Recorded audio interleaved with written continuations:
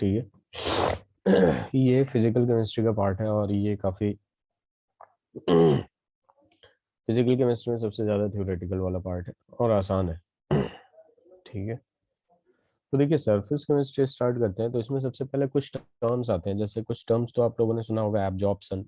ठीक है। फिर एडजॉर्प्शन आ जाता है, फिर एडजॉर्बेट आ जाता है, एडजॉर्बेंट आ जाता है, सॉर्प्शन आ जाता है, डिसऑर्प्शन आ जाता है। तो ये बेसिक टर्म सबसे पहले क्लियर करेंगे कि होता क्या है। ठीक है। तो टॉपिक डालेंगे मेरे साथ, basic terms. Wait a minute.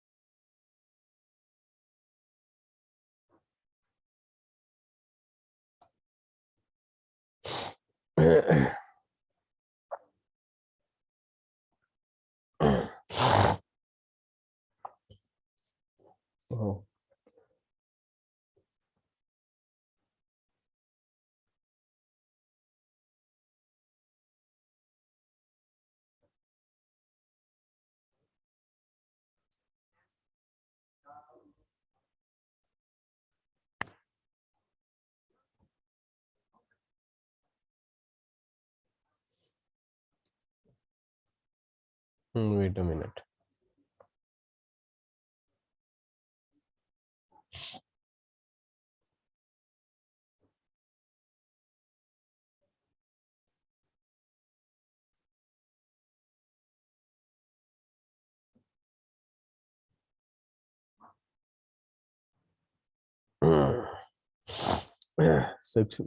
Divyam, did you talk to Nishkar sir?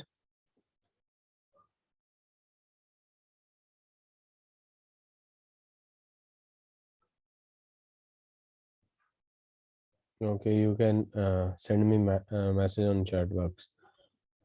आपने निष्कर्ष सर से बात किया?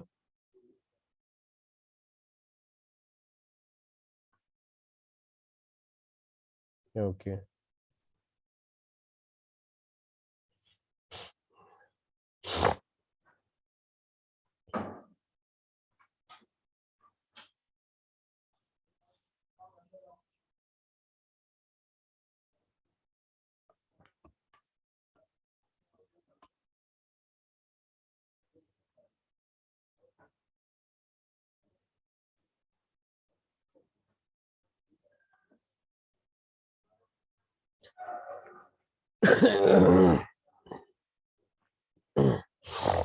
यस। तो अभी ये एक्स्ट्रा क्लास ज्वाइन करिए, फिर मैं उनसे बात करता हूँ एक बार। चलिए, तो यहाँ पे स्टार्ट करते हैं हम लोग बेसिकली सरफेस केमिस्ट्री। ये वाला सही है, ब्लैक बोर्ड या व्हाइट बोर्ड ही लगाऊं? सक्षम, दिव्यम, अभिनव। हाँ सर, कोई सर। अभिनव। सर यही सही। तो देखिए सरफेस केमिस्ट्री में सबसे पहले हम लोग बात करेंगे बेसिक टर्म्स की, कि कौन कौन सा बेसिक टर्म्स यूज होता है। ठीक है। तो बहुत आसान है। सबसे पहले बात करेंगे हम एडजॉर्प्शन की। ठीक है, उससे पहले मैं इसको एक्सप्लेन कर देता हूँ कि एक्चुअल में एडजॉर्प्शन होता क्या है।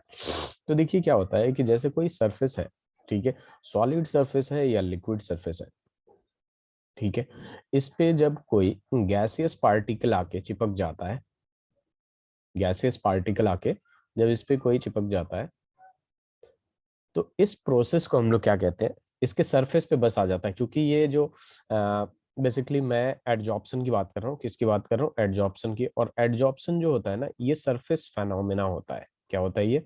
सरफेस फेनोमेना होता है। तो ये बेसिकली इसमें क्या होता है कि कोई भी लिक्विड सरफेस या सॉलिड सरफेस पे जब गैसेस पार्टिकल आके चिपकते हैं, इस प्रोसेस को, इस फेनोमेना को हम लोग क्या कहते हैं, एडजॉर्प्शन कहते हैं। इस फेनोमेना को हम लोग क्या कहते हैं, एडजॉर्प्शन कहते हैं।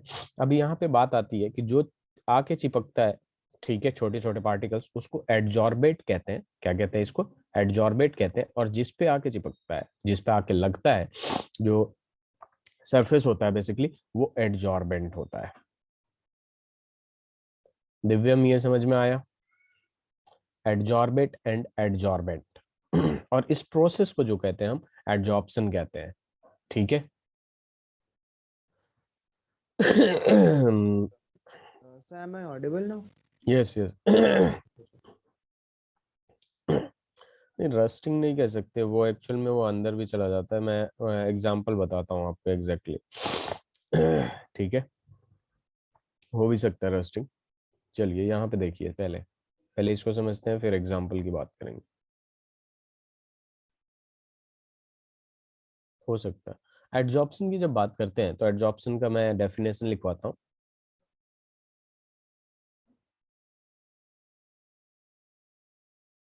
The phenomenon of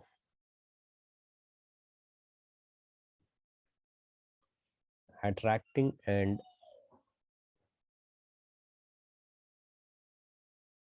retaining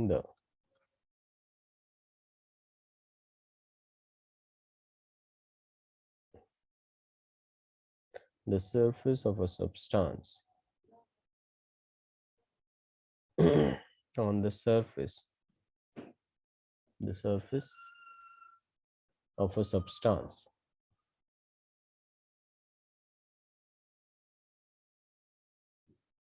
on the surface of solid or liquid,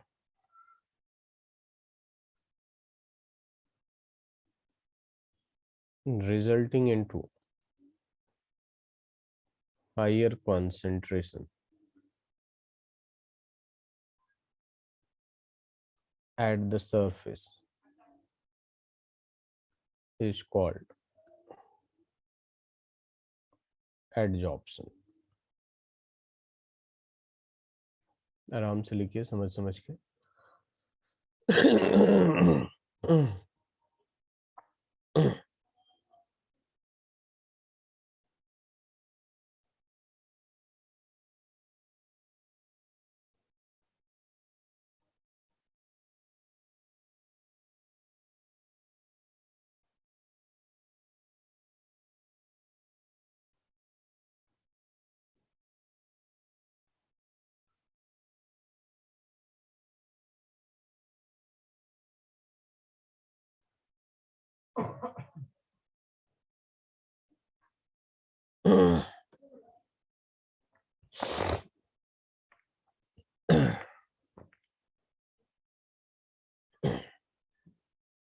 ये हो जाए तो बताइएगा। Done sir.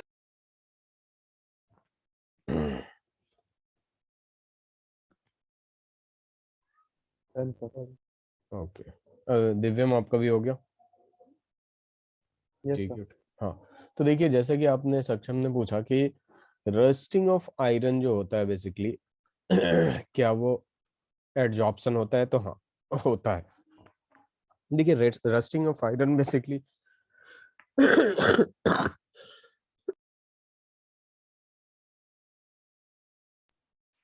एडजॉर्प्शन दो टाइप का होता है, एक फिजियोजॉर्प्शन और एक कैमियोजॉर्प्शन।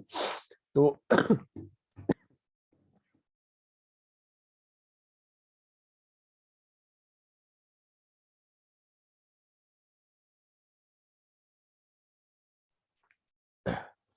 तो यहाँ पे जब बात करते हैं एडजॉर्प्शन की, तो जो एडजॉर्प्शन होता है आपका, वो दो टाइप का होता है, फिजियोजॉर्प्शन और कैमियोजॉर्प्शन। तो रस्टिंग ऑफ आयरन जो होता है वो पार्ट होता है कैमियोजॉर्प्शन का। किसका होता है? कैमियोजॉर्प्शन का। तो हाँ, ये क्वेश्चन बिल्कुल सही है। Rusting of iron is example of adsorption. ये वाला डायग्राम जरूर बना लीजिएगा आप लोग। ये आपने बनाया डायग्राम? Yes sir. चलिए, वेरी गुड। जिससे एक बार में ही पता चल जाता है एडजॉर्बेंट वगैरह के सबके बारे में।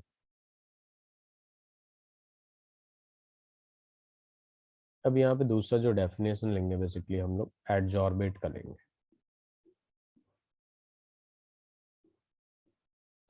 एडजॉर्बेट की बात करते हैं तो हम लिख ले सकते हैं यहाँ पे the substance which absorbs it called adsorbate। जो एब्जॉर्ब होता है उसको एडजॉर्बेट कहते हैं। उसके बाद आ जाता है एडजॉर्बेंट। एडजॉर्बेंट की बात करते हैं तो यहाँ लिख सकते हैं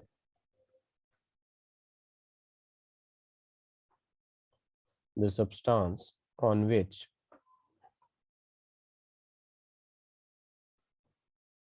adsorbate gets adsorbed। एडजॉर्बेट जो होता है एडजॉर्ब होता है जिस सब्सटेंस पे उसको एडजॉर्बेंट कहते हैं। फिर आ जाएगा यहाँ पे आपका डिसऑप्शन। तो रिवर्स प्रोसेस होता है, यहाँ पे ध्यान दीजिएगा जरा, यहाँ पे ध्यान दीजिएगा जरा आप लोग। जैसे मान लीजिए ये एक सरफेस हो गया और यहाँ पे क्या हो गया कि बहुत सारे पार्टिकल्स आके इसमें चिपक गए, रिटेन कर लिए, ठीक है। तो इस प्रोसेस को हमने कर दिया एडजॉर्प्शन, ठीक है। इसमें पता है ये एडजॉर्बेट है, ये एडजॉर्बेंट है, और इस प्रोसेस को हम लोग क्या कहते हैं, एडजॉर्प्शन कहते हैं। अब जो रिवर्स प्रोसेस होता है बेसिकली एक एक पार्टिकल्स को यहाँ से हटा दिया आपने, अलग कर दिया, ठीक है, जहां से था वहीं पे वापस कर दिया, ठीक है। तो इसको कहते हैं डिजॉर्प्शन। क्या कहते हैं, डिजॉर्प्शन। तो एडजॉर्प्शन का जो अपोजिट होता है, रिवर्स प्रोसेस होता है, उसको डिजॉर्प्शन कहते हैं। तो यहाँ लिख सकते हैं the reverse process or that is the removal of adsorbate from the surface of adsorbent is called desorption, is called desorption।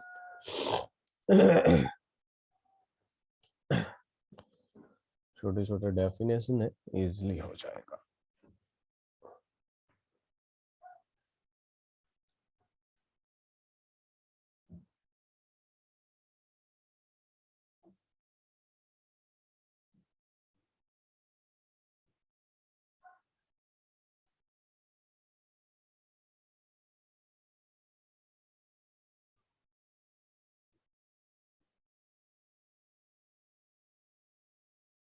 Done sir.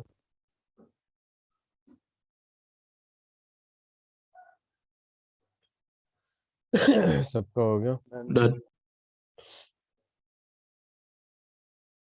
Sir. Very good.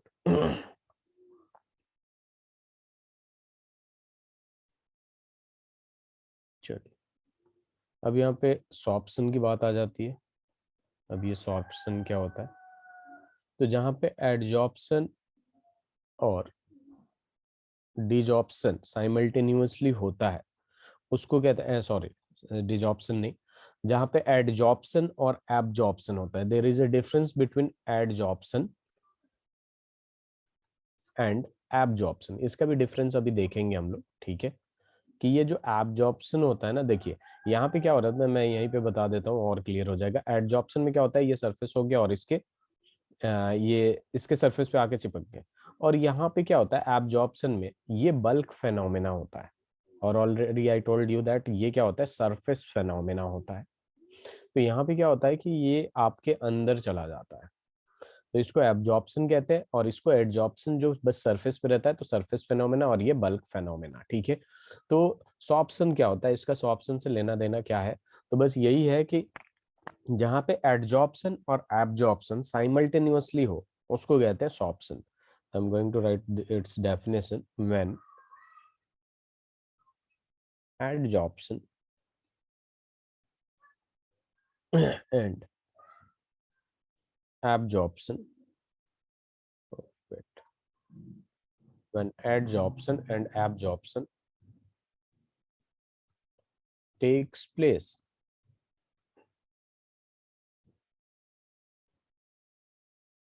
Simultaneously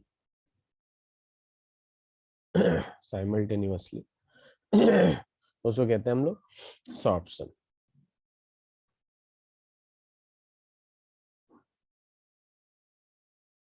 इसे लिख लीजिए। इसके बाद अपने पास आ जाएगा ऑक्लूजन।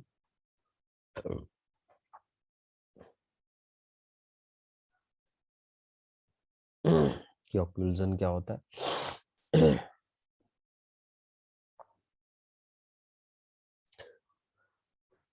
डन। हो गया दिव्यम। Done sir. तो देखिए ऑक्लूजन क्या होता है। देखिए ये ऑक्लूजन और एडजॉर्प्शन ऑलमोस्ट सेम होता है। ऑलमोस्ट सेम का मतलब क्या हो गया, एडजॉर्प्शन में क्या था कि सरफेस लिक्विड हो या सॉलिड हो, उसके सरफेस पे जाके चिपक जाता है, ठीक है, उसे क्या कहते हैं, एडजॉर्प्शन कहते हैं। लेकिन ऑक्लूजन पार्टिकुलरली जो सरफेस होना चाहिए वो सॉलिड होना चाहिए, और जो चिपक रहा है वो क्या है, गैस है, तो उसे कहते हैं हम ऑक्लूजन। तो यहाँ पे लिख सकते हैं the adsorption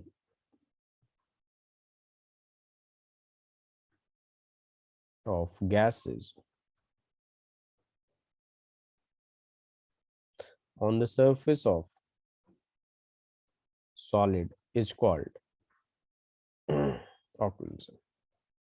On the surface of solid is called occlusion. तो यहाँ पे स्पेसिफिक होता है बेसिकली एडजॉर्बेट जो है आपका, एडजॉर्बेट शुड बी जो जाके चिपक रहा है गैस, और यहाँ पे क्या आता है एडजॉर्प्शन, सॉरी एडजॉर्बेंट जो होगा आपका वो तो पार्टिकुलरली क्या हो जाएगा, सॉलिड हो जाएगा।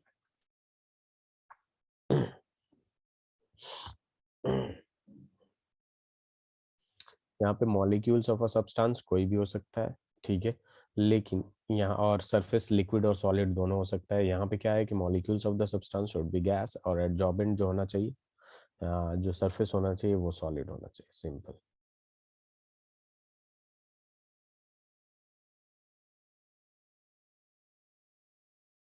सर मतलब ऑकल्जन में भी एब्जॉर्प्शन और एडजॉर्प्शन दोनों होते हैं? नहीं नहीं, एब्जॉर्प्शन नहीं होता, एब्जॉर्प्शन नहीं होता, बस एडजॉर्प्शन होता है। एडजॉर्प्शन में क्या होता है आपका जो डेफिनेशन देखेंगे तो मॉलिक्यूल्स ऑफ अ सब्सटेंस, यहाँ पे सिंपल सी बात लिखा है कि the phenomena of attracting and retaining the surface of a substance, the surface of a substance on the surface of solid और लिक्विड। तो किसी भी टाइप का molecules, surface of a substance of molecules लिख लीजिए, ज्यादा अच्छा रहेगा यहाँ पे। Surface of a substance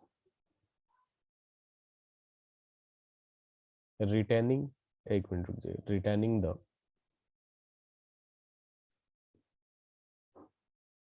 molecules of a substance. तो यहाँ पे जो मॉलिक्यूल्स है बेसिकली ये किसी भी टाइप का, यहाँ पे सरफेस गलती, ये करेक्ट कर लीजिए थोड़ा सा आप लोग। यहाँ पे जो है phenomena of attracting and retaining the molecules, not surface. Molecules किसी भी टाइप का हो सकता है, और जो सरफेस है वो आपका आइदर लिक्विड हो सकता है, यहाँ पे लिखा हूं मैं सॉलिड और लिक्विड, सॉलिड और लिक्विड। लेकिन ऑक्लूजन में क्या होता है कि जो सरफेस होना चाहिए वो क्या होना चाहिए आपका, सॉलिड ही होना चाहिए, और जो सब्सटेंस है जो अट्रैक्ट हो रहा है, रिटेन कर रहा है, वो आपका कैसा होना चाहिए, गैसियस होना चाहिए, तो उसको ऑक्लूजन कहते हैं। ओके सर, समझ गया। Divyam, do you have any doubt?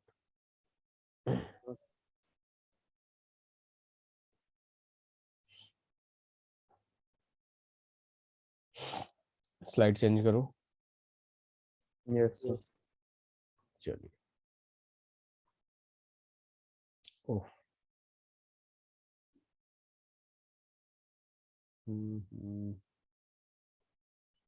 Basic terms, एक मिनट रुक जाइए। बेसिक टर्म्स फर्स्ट में, ठीक है, इधर उधर तो नहीं हो गया ना।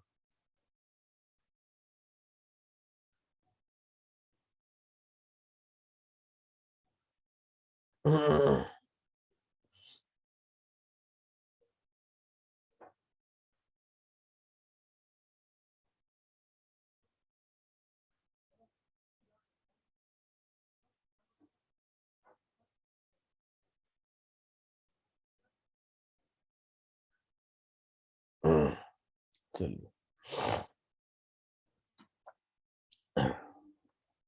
तो देखिए यहाँ पे एडजॉर्प्शन की कहानी खत्म होती है। अब यहाँ पे एग्जाम्पल ले लेते हैं, क्या क्या एग्जाम्पल है।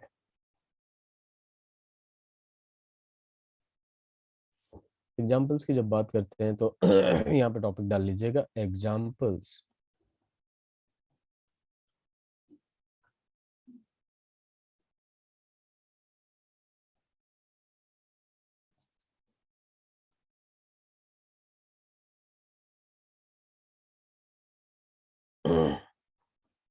एडजॉर्प्शन, एब्जॉर्प्शन का भी एग्जाम्पल दे देते हैं एंड सॉर्प्शन का भी एग्जाम्पल दे देते हैं। ठीक है, विच इज वेरी इंपॉर्टेंट। तो यहाँ आ जाएगा आपका सिलिका जेल जो होता है आपका, सिलिका जेल एडजॉर्ब्स करता है वाटर वेपर, दैट मीन्स इसके सरफेस पे ही रहता है vapours, while anhydrous calcium chloride CaCl2 absorbs it, इसको क्या कर लेता है, एब्जॉर्ब कर लेता है। दूसरा एग्जांपल दे देंगे, चारकोल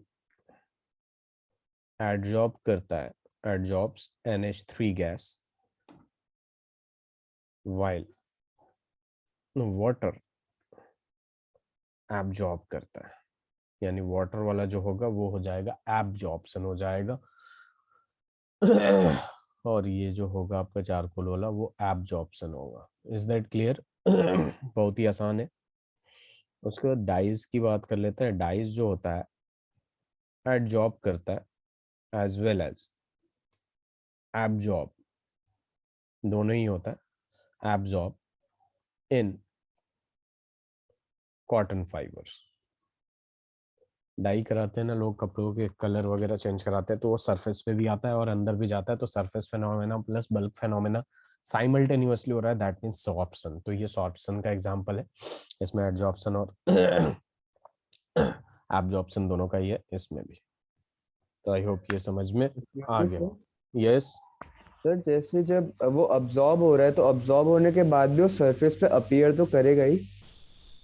कहाँ की बात कर रहे हैं? यहाँ पे देखिए दिव्यम, ये जो सर डाइस में। सिलिका जेल डाइज, हाँ यस तो सर। वही तो कहा जा रहा है ना, डाइज जो होगा वो बल्क फेनोमेना भी है, यानी अंदर भी जाता है और बाहर भी रहता है, यानी सरफेस पे भी रहेगा एज वेल एज इनसाइड रहेगा।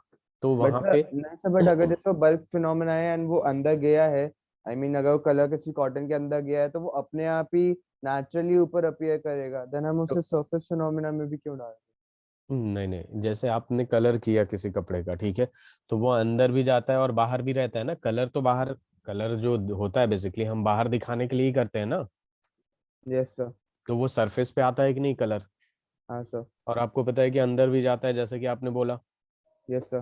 तो अंदर जाने वाले को हम क्या कहते हैं, एब्जॉर्प्शन, और यस सरफेस पे रहने वाले को क्या कहते हैं, एडजॉर्प्शन। तो ये एग्जांपल सॉर्प्शन का हुआ कि नहीं?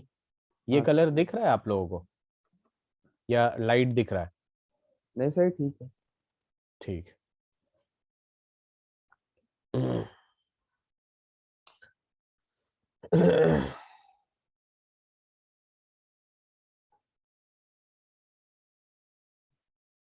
डन। हाँ जी। अच्छा अभिनव, आपको अभी तो नोट्स मिला हाँ नहीं जी। होगा ना?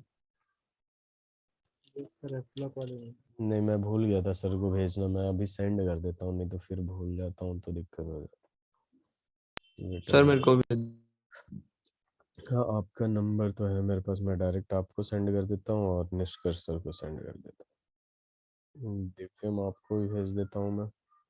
दिव्यम आपको भेजा था ना मैं? Sir electrochemistry. नहीं, सर कौन सा सर चैप्टर? D&F block. नहीं सर उसके नहीं मिले। उसके एक बार प्लीज भेज दीजिए। मैंने सेंड कर दिया। अभिनव आपको भी अभी मिल जाएगा, ठीक है?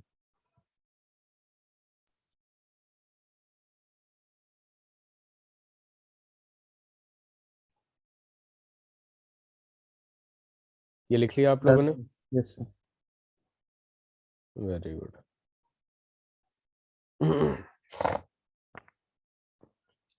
तो चलिए अब आगे बढ़ते हैं हम लोग, सिंपल सी बात है, यहाँ तक कर लिया हम लोगों ने। तो अब छोटा सा एक डिफरेंस देख लेते हैं कि एडजॉर्प्शन और एब्जॉर्प्शन में डिफरेंस क्या है। तो यहाँ पे एक टॉपिक डाल लेंगे, difference between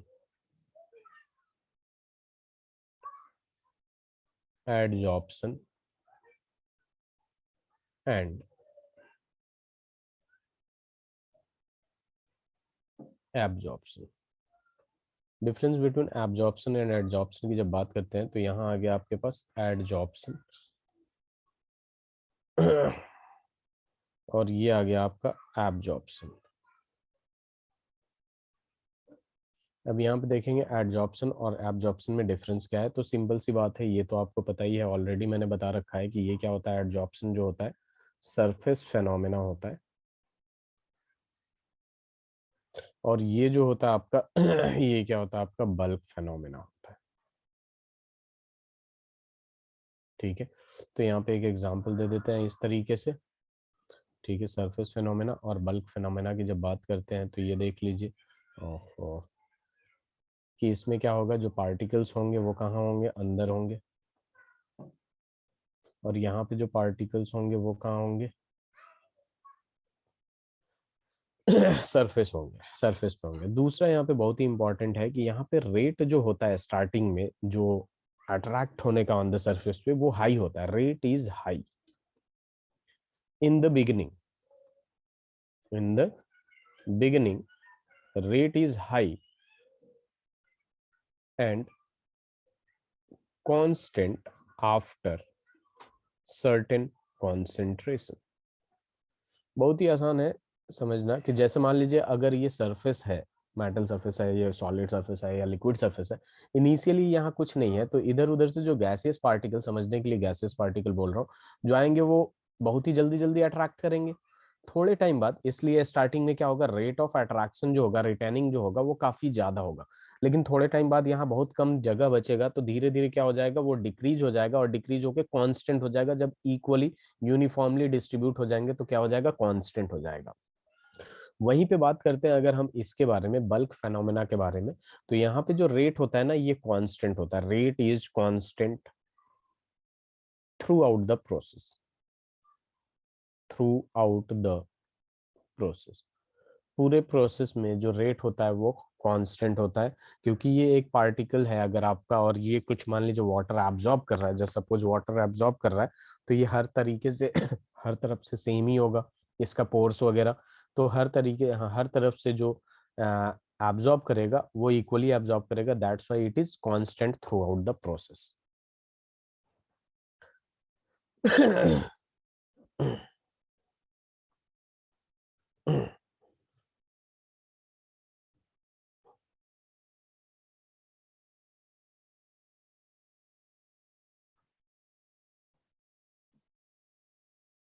done sir.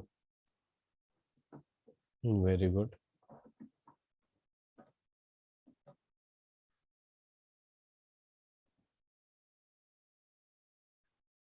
Done. Done. आपका भी हो गया दिव्यम? Yes sir. ओके, अब देखिए यहाँ तक अगर क्लियर हो गया तो अब हम बात करेंगे यहाँ पे सबसे पहले थर्मोडायनेमिक ऑफ एडजॉर्प्शन। ठीक है, तो क्लास 11th में थोड़ा सा चलेंगे हम थर्मोडायनेमिक्स ऑफ एडजॉर्प्शन। तो थर्मोडायनेमिक ऑफ एडजॉर्प्शन की बात करते हैं ना हम लोग,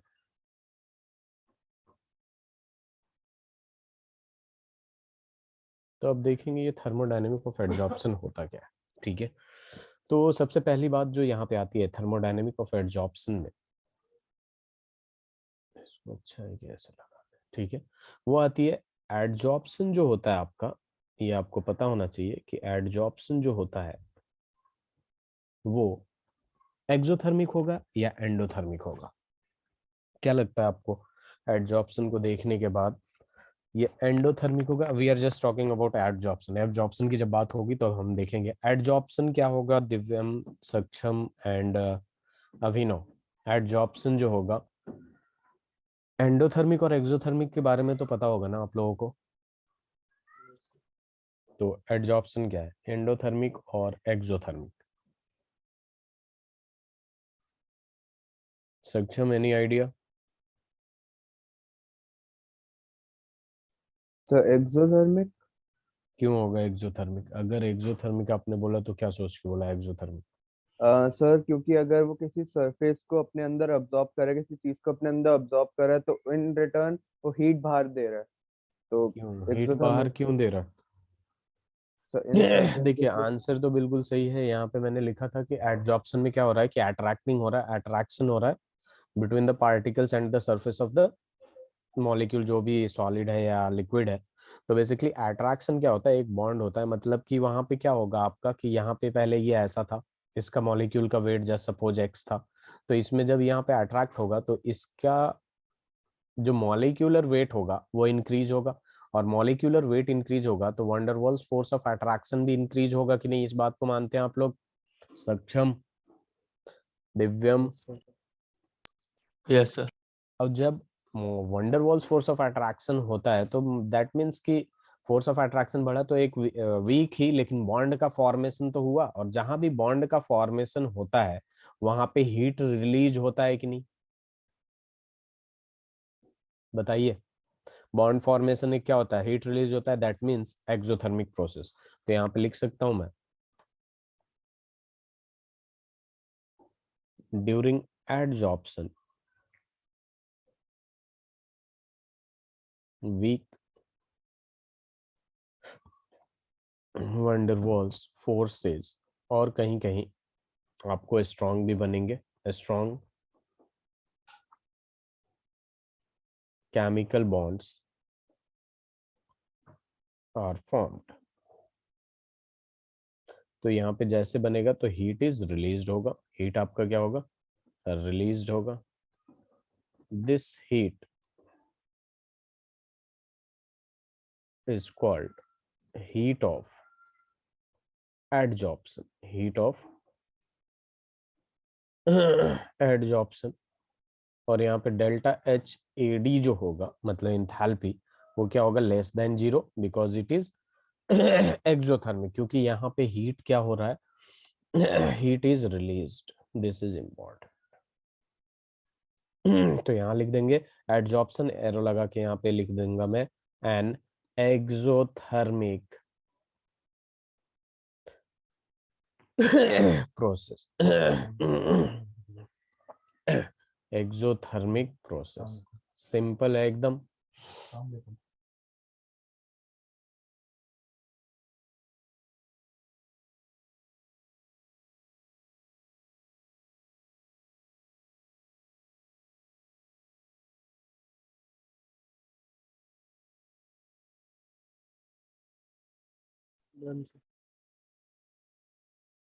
सबका हो गया?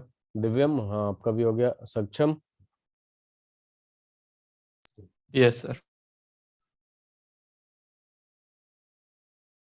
अब देखिए यहाँ पे अपने पास क्या आ जाता है, दूसरा जो आ जाता है अपने पास ये अब एंट्रोपी की बात कर लेंगे। एंट्रोपी आप लोगों को पता है कि एंट्रोपी क्या होता है, सबको पता है।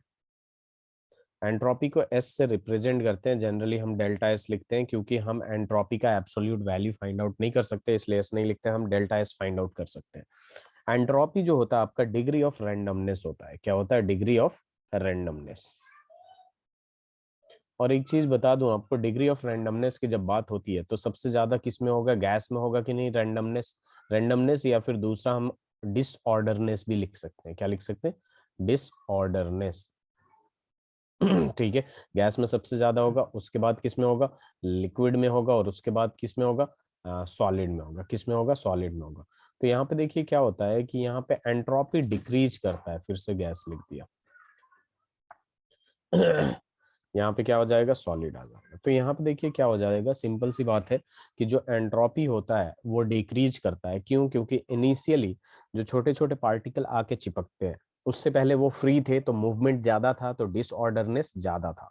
ठीक है, इनिशियली उन छोटे पार्टिकल जो आके अट्रैक्ट हो रहे हैं उनका डिसऑर्डरनेस, रैंडमनेस ज्यादा था, लेकिन जब आके बॉन्ड का फॉर्मेशन हो गया, आके चिपक जाएंगे, तो जो रैंडमनेस और डिसऑर्डरनेस है वो डिक्रीज हो जाएगा, यानी फाइनली डिक्रीज हो गया। तो डेल्टा एस जो होगा वो नेगेटिव होगा कि नहीं? सक्षम, दिव्यम, अभिनव, यस बात समझ में आई? Saksham, yes sir Divyam, Divyam, am I Audible?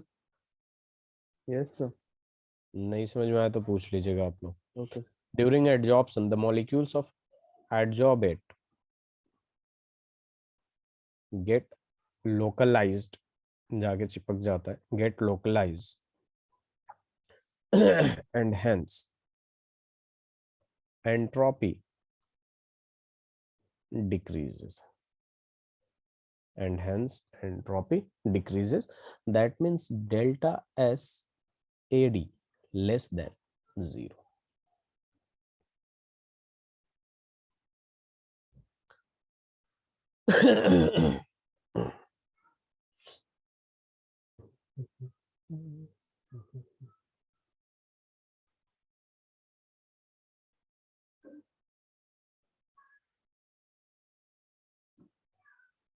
ये दिख रहा है आप लोगों को? यस सर ठीक डन है. चलो, दिव्यम हो गया. Yes sir okay. सबका ही हो गया होगा. हाँ, ठीक है. अब देखिए बात करेंगे हम किसकी. अब हम बात करेंगे स्पॉन्टेनिटी की. तो ये थर्ड पॉइंट लिख लीजिएगा आप लोग. Adsorption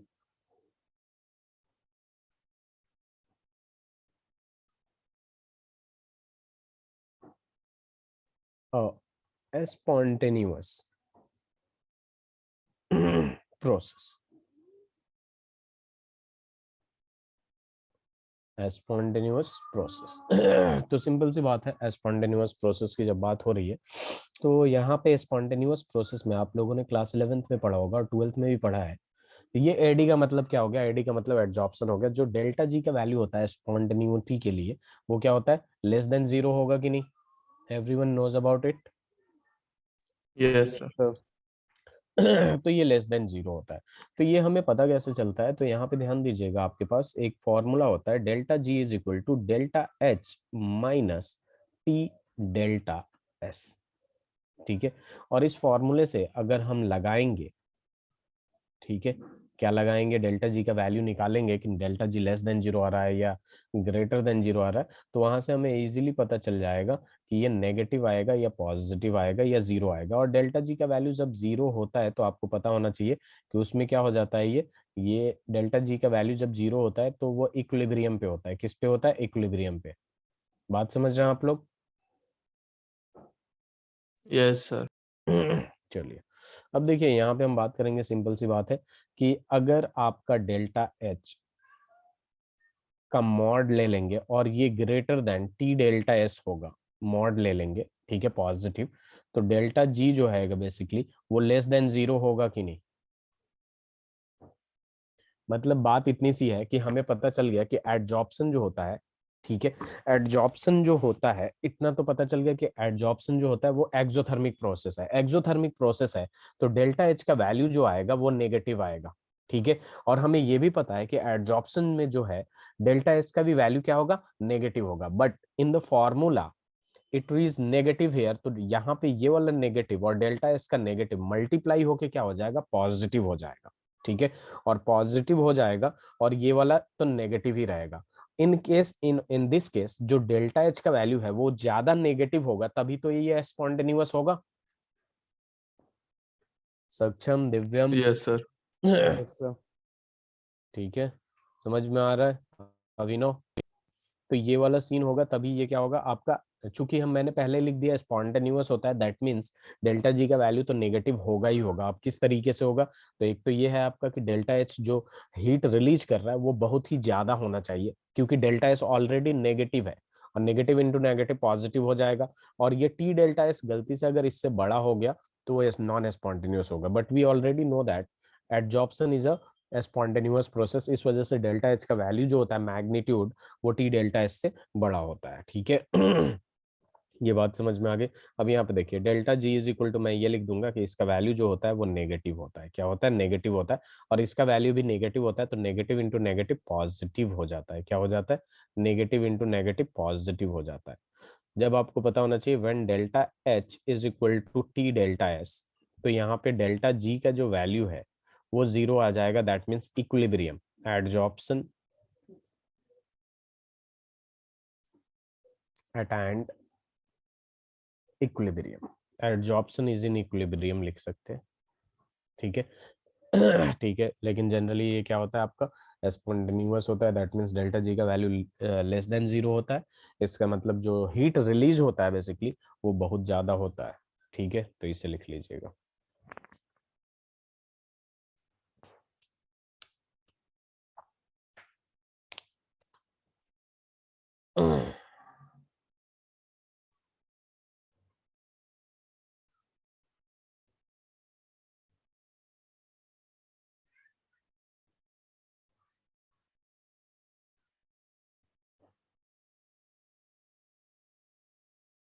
done sir.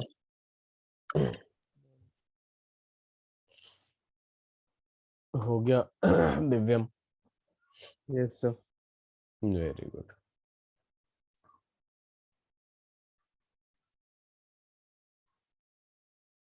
चलिए यहाँ पे टॉपिक डालेंगे factors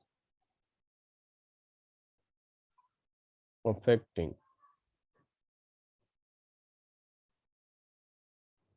adsorption of gases on solids, adsorption of gases on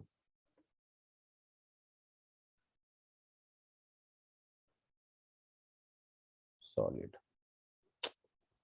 ये सीधा लाइन भी नहीं खींचता।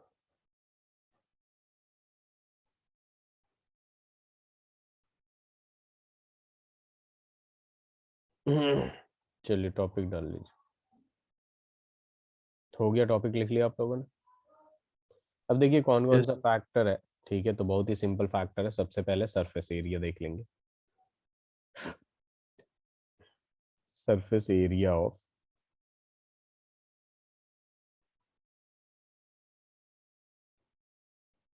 सॉलिड्स।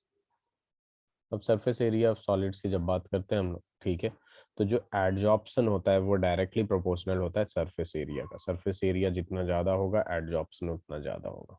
ठीक है। दूसरा आ जाएगा आपका नेचर ऑफ गैस। अब ये जो नेचर ऑफ गैस होता है, ठीक है, इसमें एक चीज लिखेगा लिक्विड के लिए, ये बहुत ही इंपॉर्टेंट होता है। एडजॉर्प्शन होता है डायरेक्टली प्रोपोर्शनल टू लिक्विड होता है। ठीक है। और ये जो लिक्विड होता है इसको कनेक्ट कर दिया है गैस से।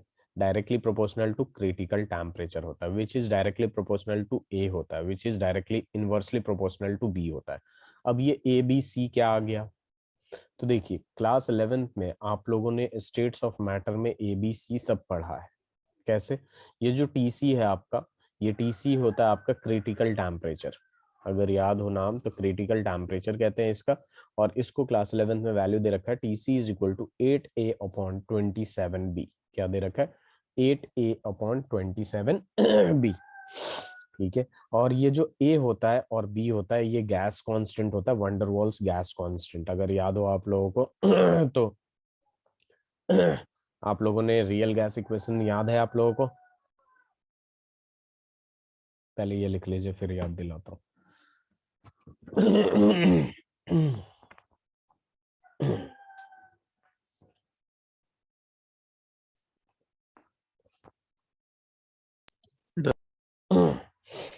हो गया।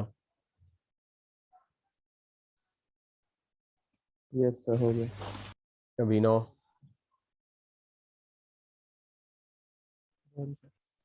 चलो, तो गैस कौन सा? रियल गैस याद है? रियल गैस में हम क्या करते हैं कि यहाँ पे अगर देखेंगे आप, तो ये क्या होता है P plus N square upon V square into V minus N B is equal to क्या होता है? एन आर टी होता है। ठीक है।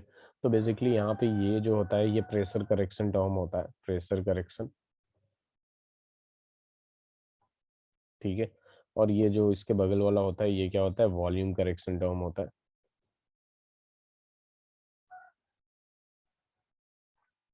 और ये रहा आपका ए और ये रहा आपका बी। ये जो ए और बी होता है, जो कि ऑलरेडी लिख चुका हूँ, रियल गैस कांस्टेंट या फिर वंडरवॉल्स गैस कांस्टेंट लिख सकते हैं या गैस कांस्टेंट लिख सकते हैं, अंडरस्टूड होता है। और ये ए जो होता है बेसिकली आपको फोर्स ऑफ अट्रैक्शन शो करता है। क्या शो करता है? Force of attraction, attractive force show करता है। और बी जो होता है वो साइज शो करता है, ठीक है। इसका सिग्निफिकेंट ये होता है, ठीक है। तो ये लिख लीजिए आप।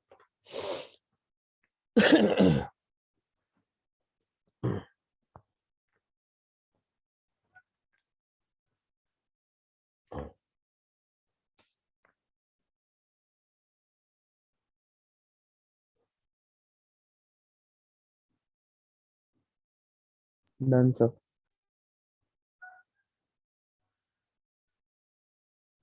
सबका हो गया? चलिए, तो यहाँ तक हो गया, वेरी गुड।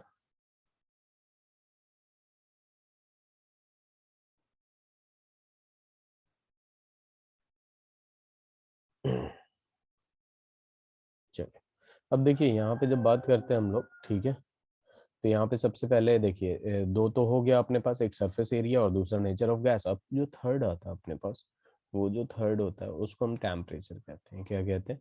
टेम्परेचर। किस फैक्टर पे डिपेंड करता है? टेम्परेचर पे। अब देखिए यहाँ पे इसको कैसे कनेक्ट किया गया है कि गैस प्लस सॉलिड। तो यहाँ पे ये क्या है? एडजॉर्बेट है, जो कि जाके चिपक रहा है, जाके अट्रैक्ट हो रहा है। और ये क्या है? आपका एडजॉर्बेंट है। क्या है ये? एडजॉर्बेंट है। ये दोनों क्या दे देगा? ये रिवर्सिबल प्रोसेस है, एडजॉर्प्शन दे देगा। Wait a minute.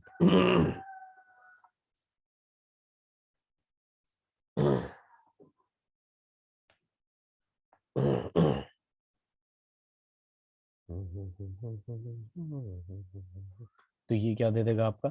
एडजॉर्प्शन। इस प्रोसेस को क्या कह देंगे? एडजॉर्प्शन। और चूंकि एडजॉर्प्शन एक्सोथर्मिक प्रोसेस है तो यहाँ पे हीट भी रिलीज होगा। ठीक है। अब ध्यान दीजिए यहाँ कि यहाँ पे टेम्परेचर अगर बढ़ाएंगे हम लोग, ठीक है, क्योंकि हमें पता है कि एडजॉर्प्शन जो है वो हीट सॉरी एक्सोथर्मिक प्रोसेस है, यानी वो खुद चाहता है स्टेबिलिटी के लिए। स्टेबिलिटी के लिए क्या चाहता है? हीट रिलीज कर रहा है। यहाँ पे क्या कर रहा है? हीट रिलीज कर रहा है। और उस टाइम पे आपने अगर टेम्परेचर इधर लेफ्ट हैंड साइड पे बढ़ाया तो क्या उसके लिए फेवरेबल होगा क्या एडजॉर्प्शन प्रोसेस? यस और नो? सक्षम, M I Audible? Divyam? Sir एक बार फिर से रिपीट कर दो। मैं ये कह रहा हूँ कि ये एक एक्सोथर्मिक प्रोसेस है, सबको पता है। यस और नो बोलते जाइए। Yes sir. अगर ये एक्सोथर्मिक प्रोसेस है तो इसके पास लेफ्ट हैंड साइड पे इतना हीट है कि ये राइट हैंड साइड पे क्या कर रहा है? रिलीज कर रहा है, ठीक है। तभी रिलीज कर रहा है, मतलब इसको हीट नहीं चाहिए, तभी तो रिलीज कर रहा है। और उसी टाइम पे आपने क्या किया? इसमें टेम्परेचर बढ़ाया, तो एडजॉर्प्शन का जो प्रोसेस होगा वो डिक्रीज करेगा कि नहीं? यस सर करेगा। Divyam, Abhinav? Yes sir. Very good. तो यहाँ पे हम सीधे सीधे लिख सकते हैं adsorption inversely proportional to temperature. ठीक है।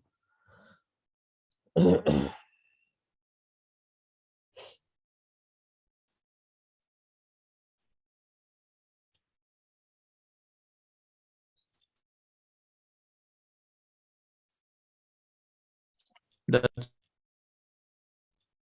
वेट अ मिनट, सबका हो गया?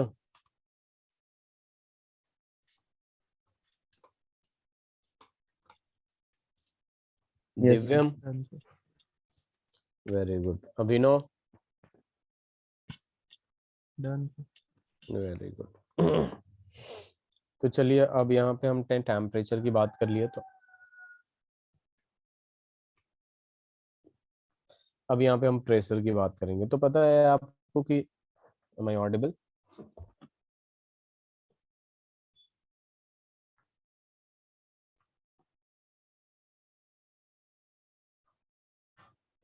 मेरी आवाज जा रही है? Yes sir. हाँ। तो आपको पता है कि टेम्परेचर इंक्रीज किया तो एडजॉर्प्शन घट जाएगा। अब फोर्थ जो है वो प्रेशर की बात करते हैं हम लोग। किसकी बात करते हैं? प्रेशर की। तो एक बात बताइए कि एडजॉर्प्शन क्या होता है कि एक सॉलिड सरफेस है उस पे हमने मॉलिक्यूल्स चिपका दिया। तो अगर मान लीजिए मॉलिक्यूल्स इतने दूर दूर है और यहाँ पे आपने प्रेशर लगाना शुरू कर दिया, तो मॉलिक्यूल्स जल्दी से जाके अट्रैक्ट होंगे कि नहीं? Pressure yes sir. लगाएंगे तो जाके जल्दी से चिपकेंगे। दैट मीन्स एडजॉर्प्शन जो होता है वो डायरेक्टली प्रोपोर्शनल टू प्रेशर लिख सकता हूं मैं। ये बताइए अभिनव। Yes sir. यस तो सर। यहाँ पे और एक हद तक ही चिपकेंगे, ऐसे नहीं कि चिपकते जाएंगे, जितना लगा लाया आपने जाके लगते जा रहे हैं। ये एक टाइम के बाद कांस्टेंट हो जाता है एडजॉर्प्शन। ठीक है। तो जब प्रेशर और एडजॉर्प्शन का ग्राफ हम प्लॉट करते हैं, तो इनिशियली क्या होता है, ये इंक्रीज करता है और धीरे धीरे जाने के बाद कांस्टेंट हो जाता है। जैसे मान लीजिए सॉल्यूशन होता है ना, सॉल्यूशन से बहुत ही अच्छे से समझ में आ जाता है कि आप किसी भी सॉल्यूट को एक सॉल्वेंट में डालते हैं तो एक हद तक डाल सकते हैं, एक टाइम के बाद वो सॉल्यूट डिजोल्वेबल नहीं होगा। बात समझ रहे हैं आप? जैसे 1 लीटर पानी में एक हद तक सॉल्यूट डिजोल्व कर सकते हैं, ऐसा नहीं है कि इनफाइनाइट सॉल्यूट डिजोल्व कर सकते हैं आप। और वो पॉइंट जहां पे no more solute can be added, उसे क्या कहते हैं? सैचुरेशन पॉइंट कहते हैं। इन द सेम वे यहाँ पे भी क्या होता है कि एक पीएस होता है जिसको हम क्या कहते हैं? सैचुरेशन पॉइंट कहते हैं। इसके बाद कितना भी लगाइएगा तो ये उतना ही रहेगा, सैचुरेशन पॉइंट। प्रेशर बढ़ाते जाइए, बट जो आपका एडजॉर्प्शन है, सरफेस पे लगने का, चिपकने का या अट्रैक्ट होने का जो मॉलिक्यूल्स का था, वो कांस्टेंट हो जाएगा। इस बात को समझ में आया? ये बात समझ में आई आप लोगों को? Yes sir. यस। चलिए इससे लिख लीजिए। Done sir. Very good. ये चले गए क्या? हाँ है। अभिनव हो गया? Done sir. अभिनव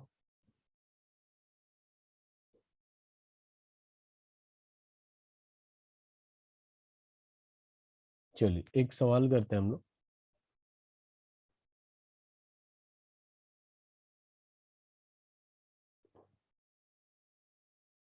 ये प्रेशर है और ये एडजॉर्प्शन है। ग्राफ कुछ ऐसा है। Wait a minute.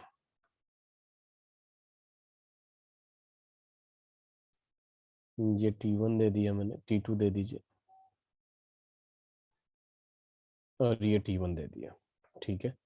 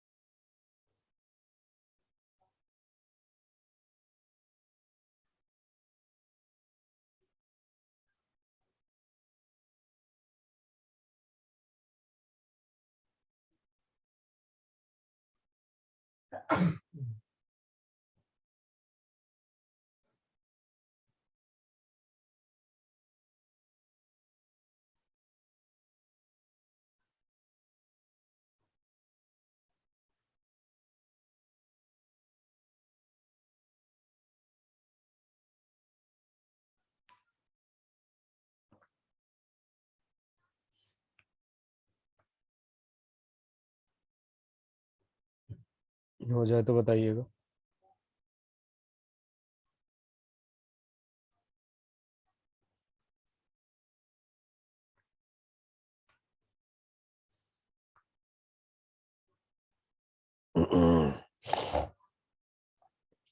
Very good. सक्षम।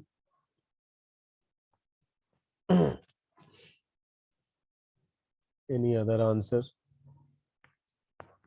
अभिनव, Divyam, waiting for your answers.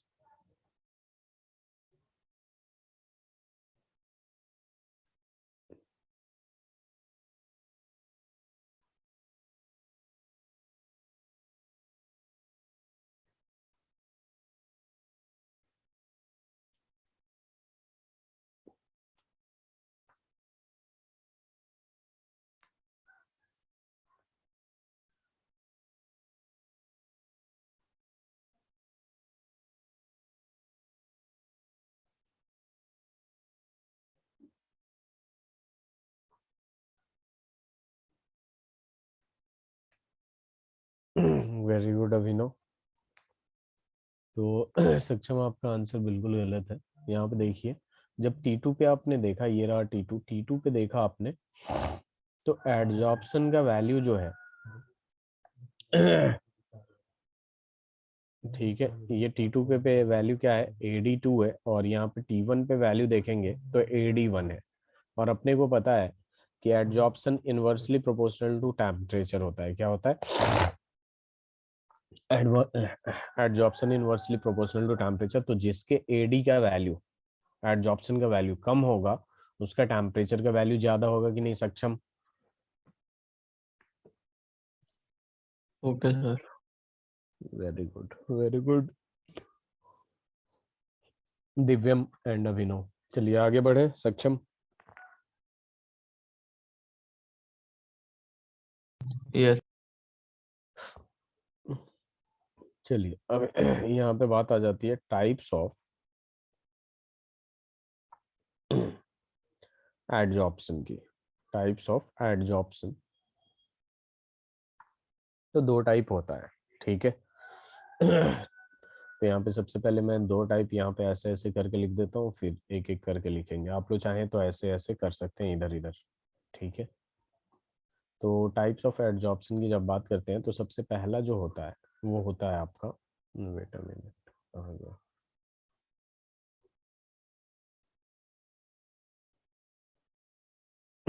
ये आ जाएगा फिजियोजॉर्प्शन। क्या आ जाएगा? Physio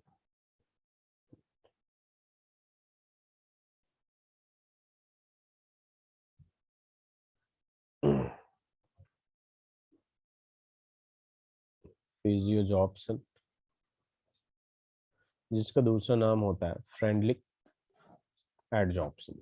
friendly adsorption. अब यहाँ पे बात आती है कैमी जॉब्सन की, तो यहाँ पे आ जाएगा आपका कैमी जॉब्सन, जिसका दूसरा नाम है लैंग्वेज एडजॉर्प्सन। तो इसके इसके सबके दोनों में डिफरेंस देखेंगे। यहाँ तक लिख लीजिएगा और एक टॉपिक डालिएगा सीधे सीधे, फिजियो जॉब्सन और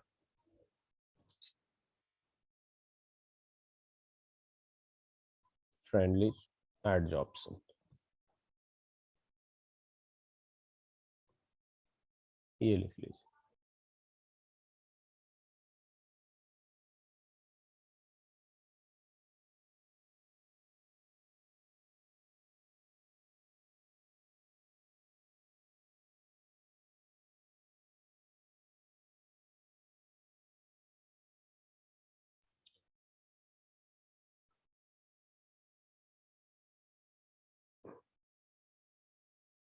टॉपिक डाल लिया आप लोगों ने?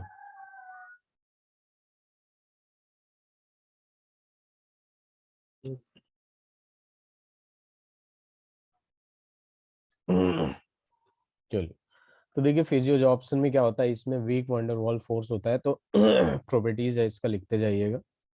Week van der Waals forces are formed. इसमें वीक वंडरवॉल फोर्सेस फॉर्म होते हैं, साथ साथ में लिखते जाइएगा। लो हीट ऑफ एडजॉर्प्शन होता है, लो हीट ऑफ एडजॉर्प्शन, जो generally 20 to 40 kilo joule per mole होता है। उसके बाद थर्ड लिख लेंगे, रिवर्सिबल होता है ये। फोर्थ लिख लीजिएगा, multi molecular layers are formed. Fifth लिख लेंगे, low temperature is favourable. Sixth लिख लेंगे, लो टेम्परेचर इज फेवरेबल, और इस पे एक ग्राफ बना लेंगे। लो टेम्परेचर इसलिए फेवरेबल होता है क्योंकि अगर वीक वंडरवॉल फोर्स होता है, इधर ध्यान दीजिएगा, delta G is equal to क्या होता है, delta H minus T delta S. ठीक है, तो आपको पता है कि अगर यहाँ पे वंडरवॉल फोर्स वीक होता है, ठीक है, तो यहाँ पे जो एनर्जी रिलीज होगा वो भी कम होगा, और यहाँ पे टेम्परेचर अगर आपने ज्यादा बढ़ा दिया, और डेल्टा एस तो नेगेटिव ही होना है, तो ये ओवरऑल जो ये मल्टीप्लाई होके ना आएगा ना, ये पॉजिटिव में बहुत ज्यादा हो जाएगा, तो नॉन स्पॉन्टेनियस हो जाएगा, इसलिए लो टेम्परेचर इज फेवरेबल होता है। और यहाँ पे ग्राफ बना देते हैं टेम्परेचर वर्सेस एडजॉर्प्शन की, तो ये कैसे हो जाएगा, ऐसे हो जाएगा।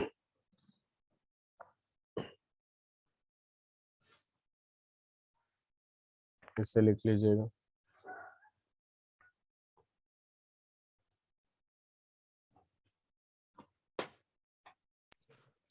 Done sir. हो गया। दिव्यम। 1 second sir.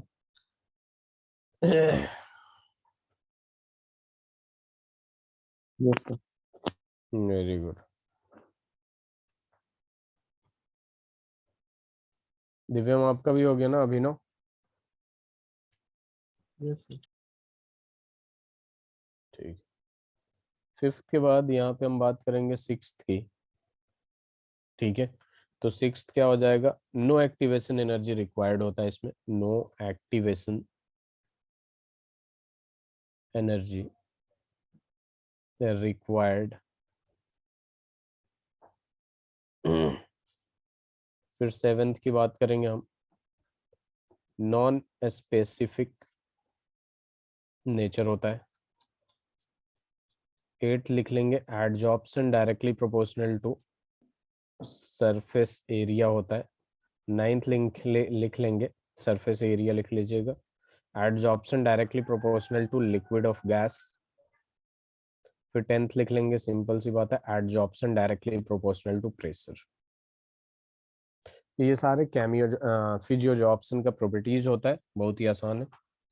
देख सकते हैं आप लोग, ये सारी चीजें लिख लीजिए।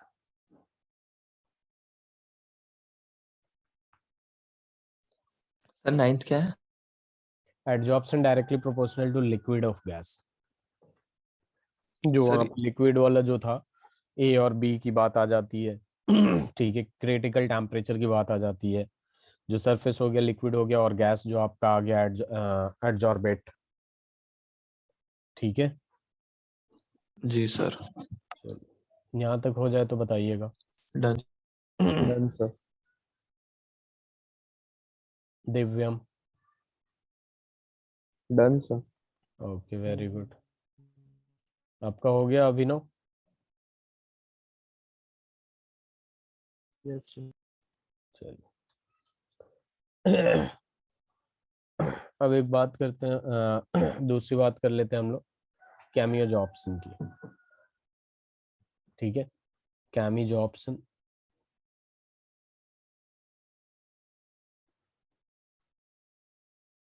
और language add Jobson.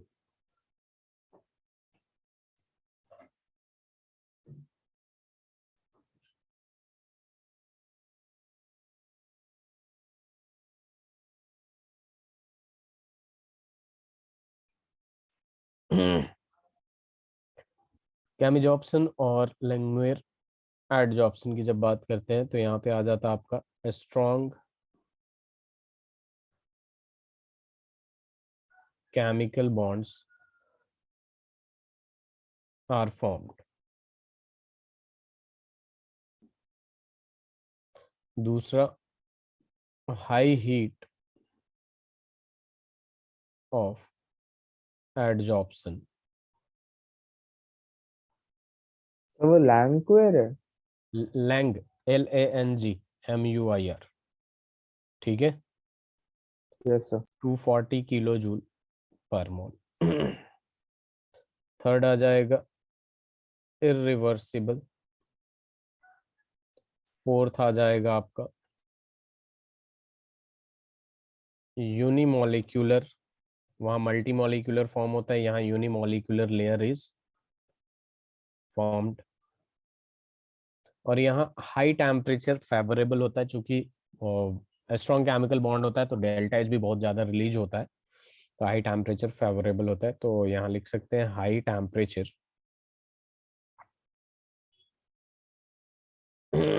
Is favourable. और यहाँ पे जो ग्राफ निकालते हैं ना, तो ये किस तरीके का ग्राफ आता है, ध्यान दीजिएगा, टेम्परेचर वर्सेस एडजॉर्प्शन में। तो ये कुछ इस तरीके का ग्राफ आएगा।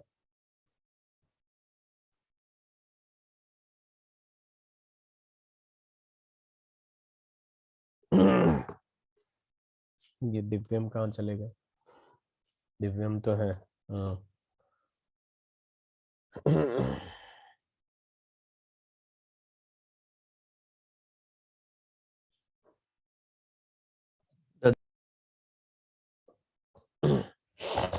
विनो लिख लीजिए। इसके बाद सक्षम और अभिनव आप लोगों का जो चैप्टर बचेगा, आई थिंक 2 चैप्टर बचेगा, अमीन्स एंड एल्डिहाइड्स। सर और chemistry in everyday. Chemistry in everyday तो एवरीडे देखते ही हैं आसपास आप, सक्षम।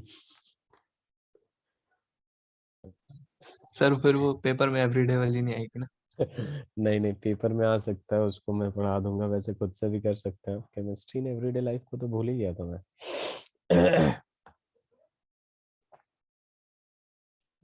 ड्रग्स वगैरह की बात होती है उसमें, हो गया, वेरी गुड। 1 मिनट रुक जाइएगा। दिव्यम आपका इलेक्ट्रोकेमिस्ट्री रह रहा है और एफ ब्लॉक रह रहा है, डी तो ऑलमोस्ट कंप्लीट हो गया।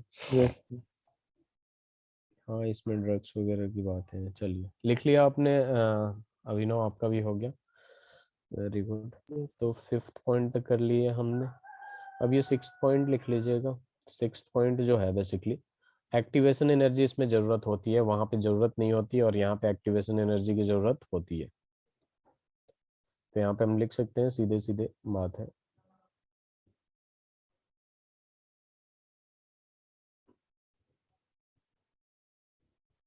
Activation energy is required.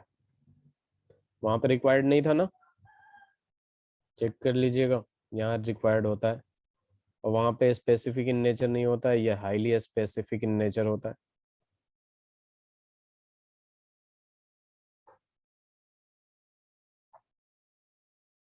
उसके बाद बात करते हैं, तो यहाँ पे भी एडजॉर्प्शन जो होता है directly proportional to surface area होता है। उसके बाद यहाँ पे बात करते हैं, तो जो गैसेज होते हैं which can react with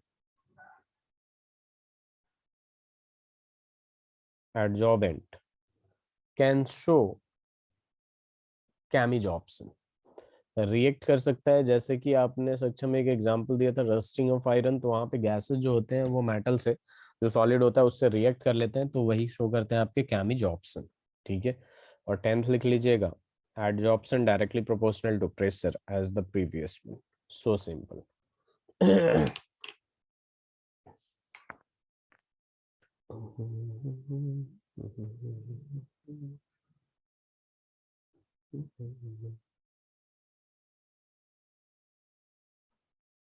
yes sir लिखिए।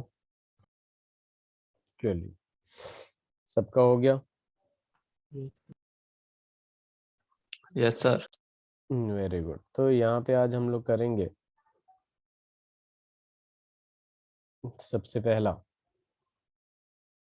कि फ्रेंडली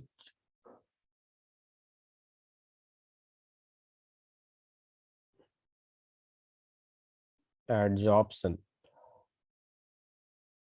आइसोथर्म, ये क्या होता है। तो इन्होंने एक इक्वेशन दिया था जो कि बहुत ही आसान है, सही, ठीक है। तो सबसे पहले हम इसके बारे में लिख लेते हैं, लिख लीजिएगा, it is relation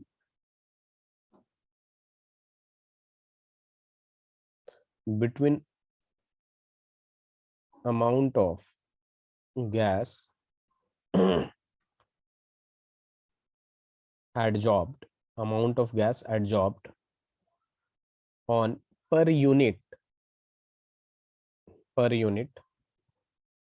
mass of solid adsorbent, solid adsorbent.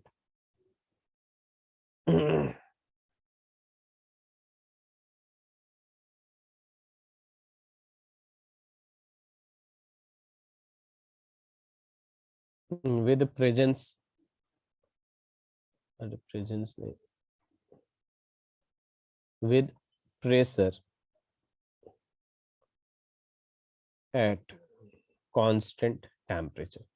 Simple सी बात है, इन्होंने एक रिलेशन दिया था जो कि बहुत आसान है, एक बार देख लीजिए इधर, उसके बाद लिखिएगा x/m है। अब ये जो x है ना, वो एडजॉर्बेंट का मास है, per unit mass of adsorbent, यानी ये आपका किसका मास है, सॉलिड का मास है, ठीक है, is equal to k into पी का पावर 1/n है।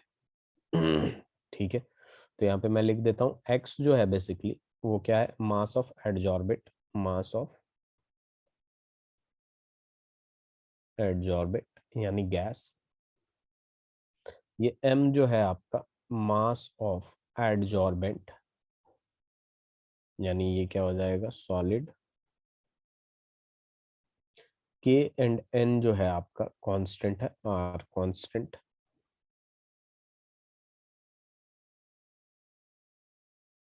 which depends on nature of adsorbent and gas at constant temperature। और जो आपका P है वो है आपका प्रेशर। तो आई होप ये आप लोगों को समझ में आ गया होगा, इन्होंने एक डायरेक्ट रिलेशन दिया है। तो ये लिख लीजिए।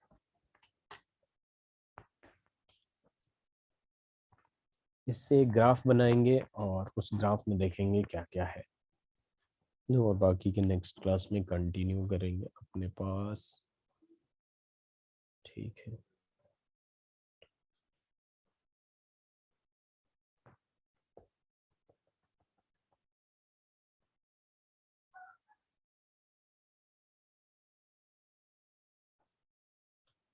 स्क्रीन विजिबल है? Sir yes. सर हम एब्जॉर्बेंट एज अ लिक्विड की बात नहीं करेंगे? नहीं, यहाँ पे तो मतलब स्पेसिफिकली सॉलिड की बात कर लिया यार। ठीक है, इस थ्योरी में। ओके सर, सर मतलब इस चैप्टर में डिस्कशन नहीं है उसका? होगा, ऐसा नहीं है नहीं होगा, जब एज ऑप्शन आएगा तो भी होगा, देखिएगा। Okay sir. ये लिख लिया आप लोगों ने? Yes sir. यस। चलिए, अब देखिए यहाँ पे अब इसका एक ग्राफ निकालेंगे बेसिकली, जो कि बहुत ही इजी होता है। ठीक है, तो यहाँ पे देखिए एक ग्राफ बनाते हैं। ठीक है, x/m वर्सेस p में, ये प्रेशर p है और ये x/m है। तो यहाँ पे जो ग्राफ बनाएंगे आप लोग, तो ये कुछ बहुत ही वाहियात ग्राफ बन गया था। फिर से कोशिश, हाँ 10 बन जाए बस काफी है। ठीक है, तो यहाँ पे देखिए इस पॉइंट को मैं क्या ले लेता हूँ, ए ले लेता हूँ, और इस पॉइंट को क्या ले लेता हूँ मैं, बी ले लेता हूँ। ठीक है, और बी जो है यही है आपका सैचुरेशन पॉइंट, ये सीधा सीधा जा रहा है, थोड़ा उल्टा दिख रहा है लेकिन ये सीधा सीधा जा रहा है। ठीक है, तो ये है आपका सैचुरेशन पॉइंट। ठीक है, तो यहाँ पे देखिए अब क्या होता है अपने पास, केस ए लेते हैं सबसे पहले, केस 1 ले लेते हैं। अब देखिए ए बी, ये हो गया ओरिजिन। केस ए में हमने क्या लिया, ओ ए का पार्ट का लिया। ठीक है, केस 1 में हमने ले लिया ओ ए पार्ट। ठीक है, ओ ए पार्ट जो आप देख रहे हैं, ध्यान दीजिएगा, तो ये लेसर प्रेशर है, 0 से ए के बीच में है। तो बेसिकली ये जो है एट लो प्रेशर की बात कर रहे हैं हम, किसकी बात कर रहे हैं, एट लो प्रेशर की बात कर रहे हैं। तो जैसे लो प्रेशर की बात करेंगे तो x/m is equal to K P हो जाएगा ओनली। क्या हो जाएगा, x/m is equal to K P हो जाएगा। क्यों, देखिए यहाँ पे सिंपल सी बात है, यहाँ पे ऑलमोस्ट आप लोगों को सीधा सीधा पार्ट दिख रहा है। ठीक है, अपने पास जो रिलेशन है वो क्या है, x/m is equal to K P raise to the power 1/n है, यही है ना। अब देखिए यहाँ पे अपने को क्या पता है कि x/m जो है आपका डायरेक्टली प्रोपोर्शनल टू p है कि नहीं, ये ध्यान दीजिएगा, x/p directly, x/m directly proportional to p है। और यहाँ पे 1/n का वैल्यू जो होगा ना, बस हमें यही निकालना है, 1 होगा। ठीक है, क्योंकि यहाँ पे जो वैल्यू है अपने पास ये रिएक्शन है, ठीक है, सॉरी इक्वेशन है, x by M is equal to K P rise to the power 1/n, और चूंकि O से A के बीच में ऑलमोस्ट स्ट्रेट लाइन जा रहा है, यानी डायरेक्टली प्रोपोर्शनल होगा, इसका पावर तो 1 ही होना चाहिए। डायरेक्टली प्रोपोर्शनल का मतलब समझते हैं आप लोग? Yes Yes, sir. sir. तो यहाँ पे 1/n का वैल्यू कितना होना चाहिए? 1 होना चाहिए, क्योंकि ऑलमोस्ट प्रोपोर्शनल है, और proportionality x directly proportional to y होता है। 1/n क्या होता है? 1/n होगा, n का वैल्यू 1 होना चाहिए ताकि अपना डायरेक्टली प्रोपोर्शनल हो जाए। वैसे ही अगर केस 2 में देखेंगे हम लोग, यानी ए बी पार्ट की बात करेंगे, ठीक है, ए बी पार्ट में, तो यहाँ पे मॉडरेट प्रेशर है। प्रेशर कैसा है? मॉडरेट प्रेशर है। अब यहाँ पे भी x बाई एम जो है इज इक्वल टू क्या है? K P rise to the power 1/n, और ये जो 1/n है ना, 1 से छोटा होना चाहिए और 0 से बड़ा होना चाहिए, यही पूछता है, ठीक है, क्योंकि जरा सा टिल्ट है इसमें, जरा सा। और यहाँ पे केस 3 आ जाएगा आपका, केस 3 यानी आफ्टर बी की बात कर रहा है, आफ्टर बी की, यानी आफ्टर बी में क्या है? हाई प्रेशर है। आफ्टर बी में क्या है? हाई प्रेशर है।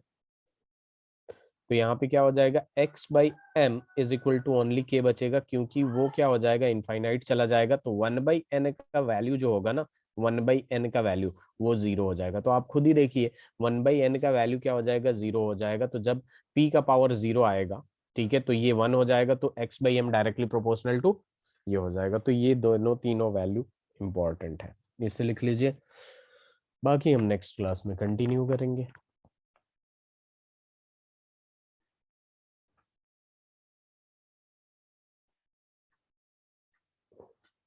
Done sir.